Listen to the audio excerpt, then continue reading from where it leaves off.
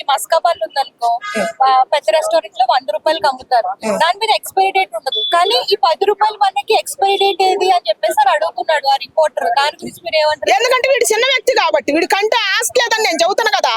వాడు అడుగుతుడు, ఎవడైనా అడుగుతుడు, రోడ్డు మీద అడుగు తినేవాడైనా గుంజి కొడతాడు అని. ఎందుకంటే వాడికి ఆస్తిలా కంటూ అడిగితే తప్పే పట్టుకొని అంటే తప్పేదని ఉంటే అడగటానికి వెళ్ళారు. తప్పేంటి?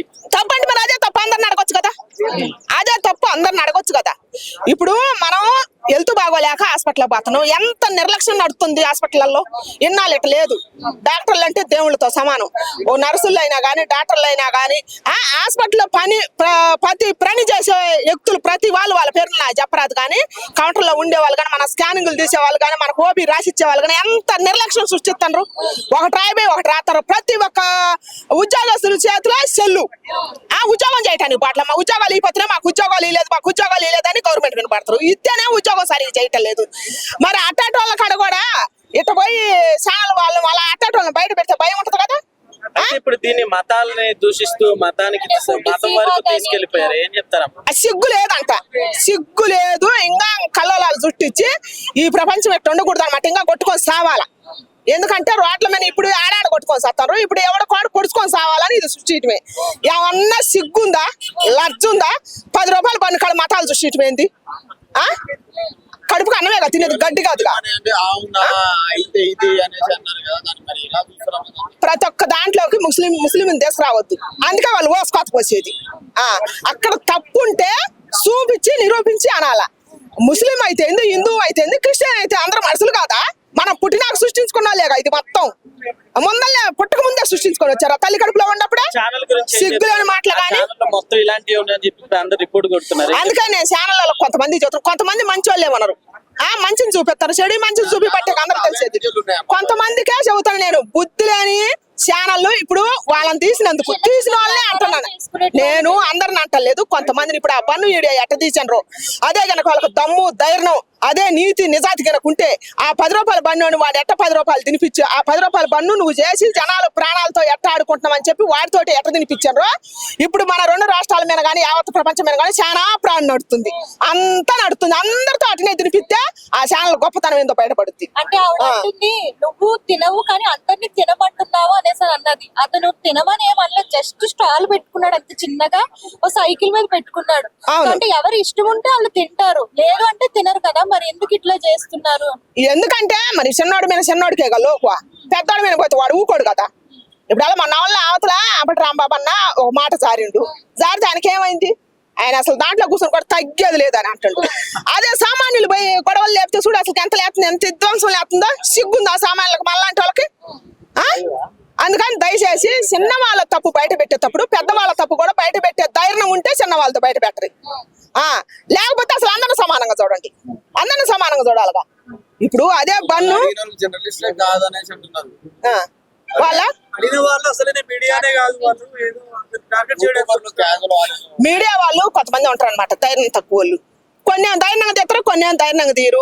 మనం ఎట్టంటాం, ఇప్పుడు మన 10 మంది ఇప్పుడు కొంతమంది మంచి వాళ్ళు ఉండరు, కొంతమంది మంచి వాళ్ళు ఉండరు.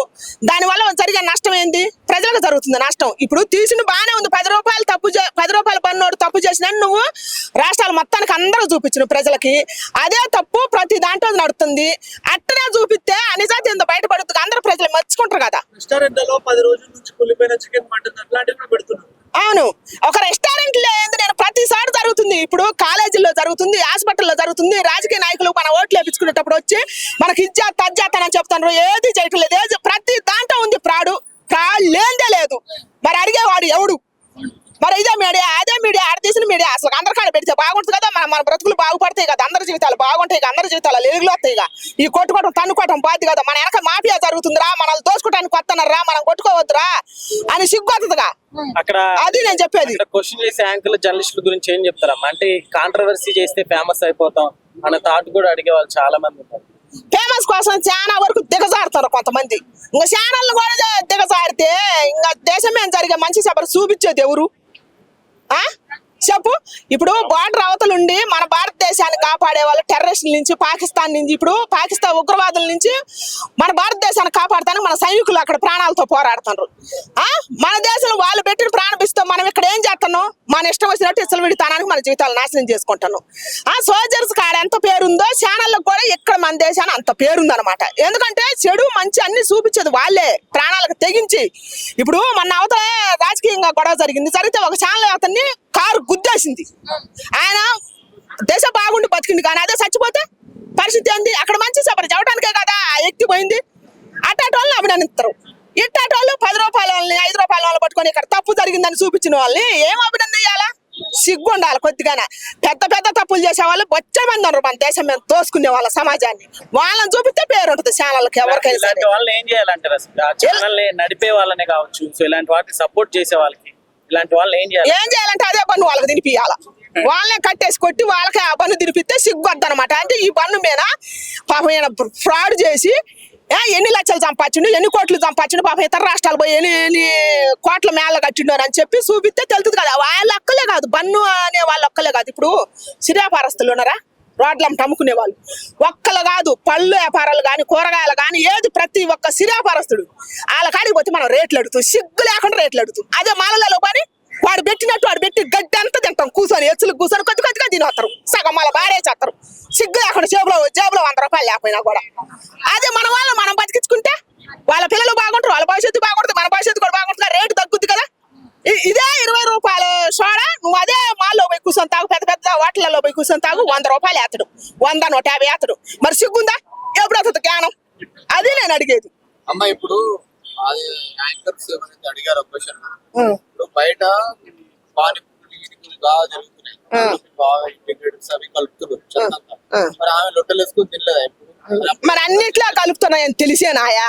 అన్నిట్లో కలుతుందని తెలుసు. యూట్యూబ్ లో వస్తున్నాయి, ఫేస్బుక్ లో వస్తున్నాయి, ఇన్స్టాగ్రామ్ లో అన్ని చూస్తారు. మళ్ళీ పోయి పందులు తిన్నాడు తింటారు. ఏమిటికి తింటారు? సిగ్గు లేదా? అలాంటప్పుడు ఎందుకు ప్రశ్న? 5 ఏళ్ళ తనం తింటలేదా? అప్పుడు కదా ప్రశ్నించాల్సింది. ఈ రోజుల్లో చదువు లేని వాళ్ళు ఎవరు? మాకంటే చదువు లేదు, మేము ఊళ్ళో మట్టి పిసుకొని బతికినాం. మరి సిటీలో ఉండి వేసాలేసి తిరిగే వాళ్ళకి అన్ని తెలుసు కదా. ఏడంటే ఆడ సెల్లులు చూపించవచ్చు కదా, చేతుల్లో సెల్లులు ఉన్నాయి కదా, సెల్లులు మంచికొండయి చెబరకొండయి కదా. మరి అవన్నీ చేయొచ్చు కదా. ఎవరు చేస్తారు? ఎవరు నీతి వాళ్ళు యాన్నెలు పెడతారు, యాన్నెలు పెట్టుకుంటారు. ఎక్కడో చిన్నది పెట్టుకొని మీరు పాపులర్ కావటానికి ట్రెండ్ చేస్తారు సిగ్గు లేకుండా. మరి తప్పులు మన రాష్ట్రం మీద చాలా ఉన్నాయి, అవి కూడా అట్నే చూపిస్తే బాగుంటుందని నా అభిప్రాయం. నెక్స్ట్ హాస్టల్లో కూడా జరిగింది ఈ మధ్య ఎస్సీఎస్ బాలికల ఫుట్బాల్ అయితే ఎందుకు కాదు మీరు బాగుపడతానికా? మరి దీని గురించి అడగాలి కదా, దీని గురించి ఛానళ్ళు ఎలుగులోకి తీసుకురావాలి కదా, ప్రజలకు అవగాహన కలిగియాలి కదా, మాబడి తెలియని వాళ్ళకి చూపించాలి కదా. ఇప్పుడు గవర్నమెంట్ కాలేజీలు పెడుతుండ్రు, వాటిని అడ్డం పెట్టుకుంటారు, ప్రైవేట్ కాలేజీలు వస్తున్నాయి. ఎట్టొస్తున్నాయి? ఇక్కడ చదువు సరిగుంటే ప్రైవేట్ కాలేజీలు ఎట్టొచ్చినాయి? విద్యార్థుల భవిష్యత్తు ఎందుకు నాశనం అయిపోతుంది? లక్షలు పెట్టి చదివించే వాళ్ళు ఉన్నారు. ఫీజులు కట్టకపోతే పిల్లల్ని బయట నిలబెడతారు అంట. అట్ట ఇజ్జత్ కూడా సచ్చిన పిల్లలు ఎంతో మంది ఉంటారు, తల్లిదండ్రులు ఏడ్చిన వాళ్ళు ఎంతో మంది ఉంటారు. మరి అటాటాటి కోసం అడగొచ్చు కదా, అటాటాటి కోసం ఛానల్ పని చేయొచ్చు కదా. అది నేను అడిగేది.